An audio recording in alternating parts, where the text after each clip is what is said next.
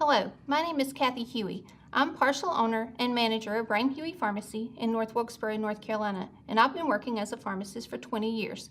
Through Project Lazarus, I've developed a passion for the education of pharmacists, patients, and caregivers on the opioid crisis that's affected our state. At the conclusion of this video, my hope is that you will feel more comfortable assessing risk, providing counseling and education, and ensuring patient safety, and will leave with a renewed sense of purpose and understanding for the important role that you play as leaders in preventing the misuse and potential overdose of opioid medications. To begin, let's start with some important facts about the standing order. The North Carolina statewide standing order for naloxone was signed into law on June 20th, 2016, and authorizes all North Carolina licensed pharmacists to dispense naloxone to any person meeting criteria, and it covers all North Carolina residents to either request naloxone for themselves or others. Try not to be misled by advertising suggesting that naloxone is available without a prescription. As dispensers, the standing order is your prescription, and the prescriber is the acting state health director.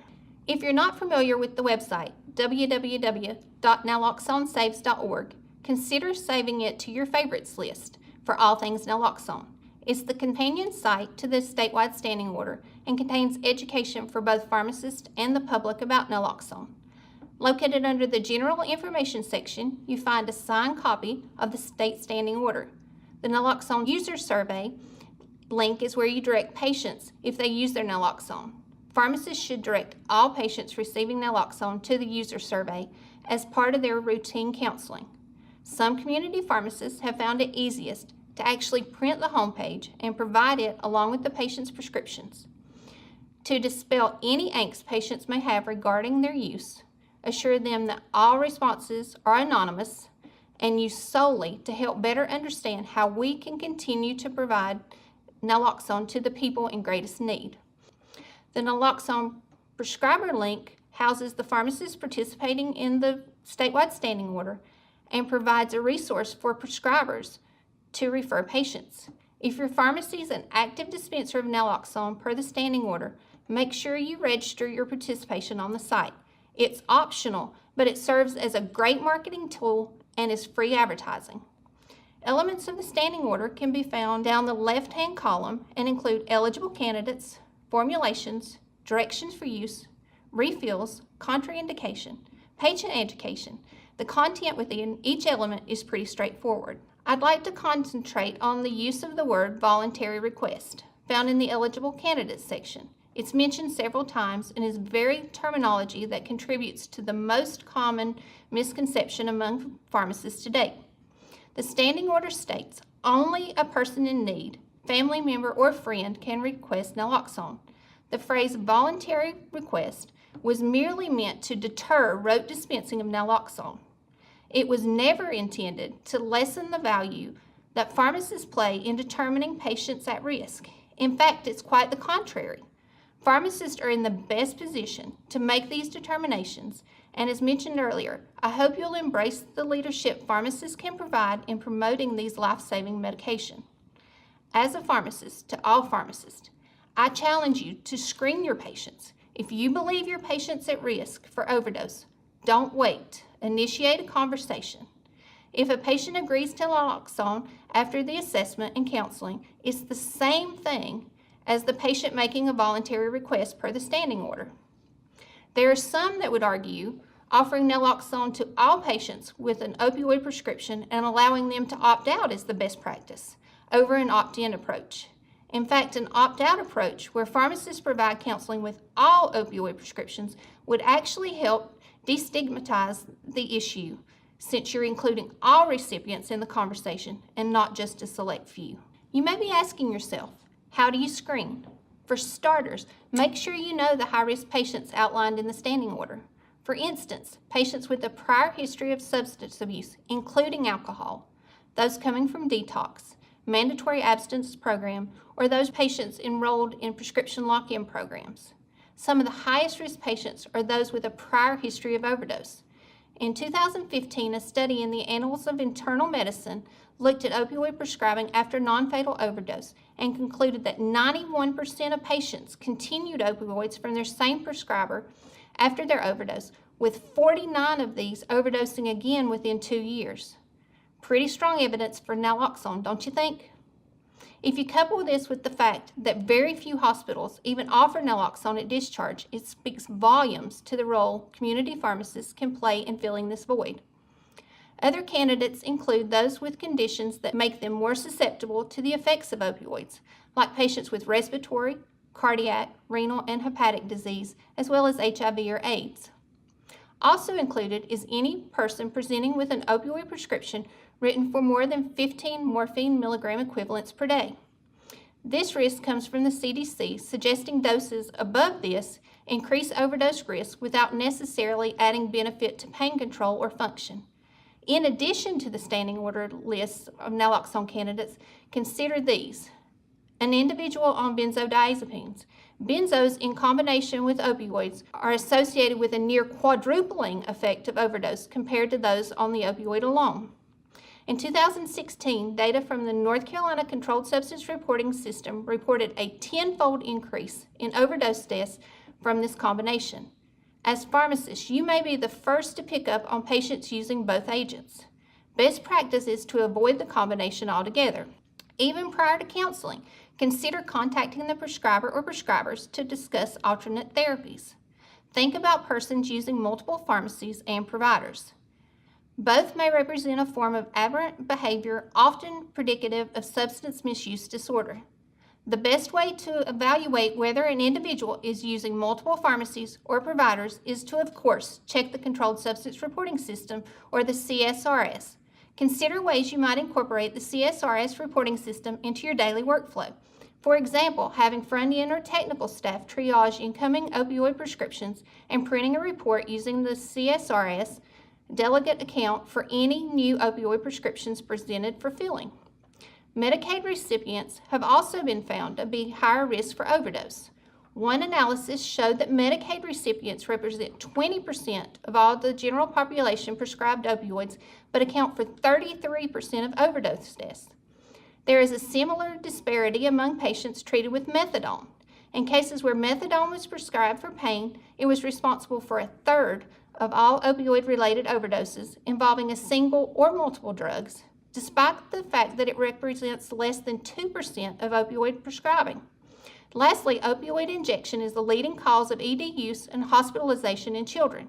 Even if you determine that your patient isn't at risk, don't forget to inquire about others that may be in the household, especially children and teenagers. Make sure to counsel a patient to store their medication in a locked cabinet, a lockbox, or a location where others can't easily access it. Safety caps do not keep children or teenagers out of medicine bottles. Prevention can go a long way. With regards to starting the conversation, a study published in the Journal of the American Pharmacists Association presented scenarios based on offering naloxone to 8 focus groups, which included illicit drug users, chronic opioid patients, caregivers, family members, and pharmacists. Interestingly, researchers found that all groups reported stigmas associated with offering naloxone. Pharmacists reported a lack of training, access to demonstration materials, and time constraints as practical concerns. But more importantly, pharmacists worried that by offering naloxone, they would offend their chronic pain patients or undermine a patient's care plan. Similarly, illicit drug users and chronic pain patients, caregivers, and family members reported feeling uncomfortable requesting naloxone for fear of being labeled or treated differently. So, how do we move past these barriers and have meaningful conversations with a patient without the stigma? One way is to avoid using the word overdose. It's hard to do when our conversation needs to focus on preventing overdose, but the word, more times than not, has negative meanings to our patients. For instance, take the grandmother who uses opioids under a doctor's supervision. They underestimate the risks simply based on the belief that because their doctor prescribed the medication, it's not harmful. In this situation, overdose may cause anxiety or even scare the patient. Or how about the patient filling an opioid for the first time? Their interpretation of overdose may sound offensive, as if you're suggesting that they're an addict or a drug abuser. Consider some of these conversation starters to help you avoid the overdose trap. Opioids can cause bad reactions that make your breathing slow or even stop. This can happen if your body can't handle the opioids that you take, or if you take an opioid with alcohol or other drugs. Naloxone is a lifesaver, just like a seatbelt or a fire extinguisher. These medications can be helpful, but have a range of side effects like slowing down or even stopping breathing completely. Naloxone can help if it happens by restoring breathing, or maybe opioid medications increase the risk of breathing emergency for the person who takes the opioid. Naloxone is in case of an emergency. Let's keep you and your family as healthy as possible with these medications in your home. Just in case, get naloxone. To wrap things up, let's walk through what a counseling session might look like. Start with an explanation of your counseling. Something like, you may have heard about the opioid epidemic and how it's been responsible for a number of deaths in our country and our community. To ensure our patients' safety, we're providing counseling to all patients who feel an opioid medicine. Would it be okay with you if I took a few minutes to share some information about your medicine, using naloxone, and how you can best secure your medications before you leave? Always ask patient permission. This establishes buy-in. Discuss appropriate storage of the opioid. Say something like, to ensure not only your safety, but the safety of others in your home or those who may visit your home, like children, teenagers, the elderly, or even pets, it's important that you store all your medications in a locked cabinet, locked box, or a location where others can't easily access them. Address risk associated with using the opioid using your conversation starters. Opioids can cause bad reactions that make your breathing slow or even stop. This can happen if your body can't handle the opioid or if you take the opioid with other drugs or alcohol. Address why naloxone is a smart choice and include the patient's risk factors in your discussion. Naloxone can reverse the bad reaction caused by opioids and save your life. Based on reviewing your medications and knowing that you have COPD and breathing is already difficult, naloxone can be a good medicine to have around in case of an emergency. It comes in a variety of forms, and we can choose the one that best works for you. Think of having an EpiPen if you're allergic to bees, or a first aid kit or a fire extinguisher. If the patient agrees, choose a product, demonstrate its use, and have the patient teach back administration. If the patient is the recipient of a naloxone, make sure they identify a partner to give the naloxone in case of an opioid emergency. If you have an opioid emergency, you're not going to be able to give yourself naloxone, so it's important that you identify someone who can administer it for you. Confirm that they're going to discuss with their partner the signs of an opioid emergency and when to give the naloxone, or offer counseling yourself via a phone. Signs of an opioid emergency to know and to make sure your partner know includes extreme drowsiness or unresponsiveness. Breathing may be slow, shallow, or absent altogether. Pupils may appear very small or pinpoint. The pulse may be slow or undetectable, and fingernails and lips may appear blue or purple in color.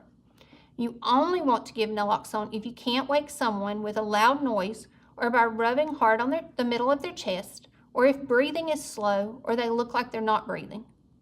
Confirm that they'll discuss with their partner where the naloxone is to be stored so that it's easily accessible in the event of an opioid emergency.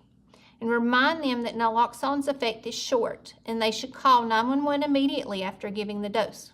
With the information shared here today, my hope is that you will now feel more comfortable and confident in the role that you can play in combating the misuse and potential overdose of opioid medications.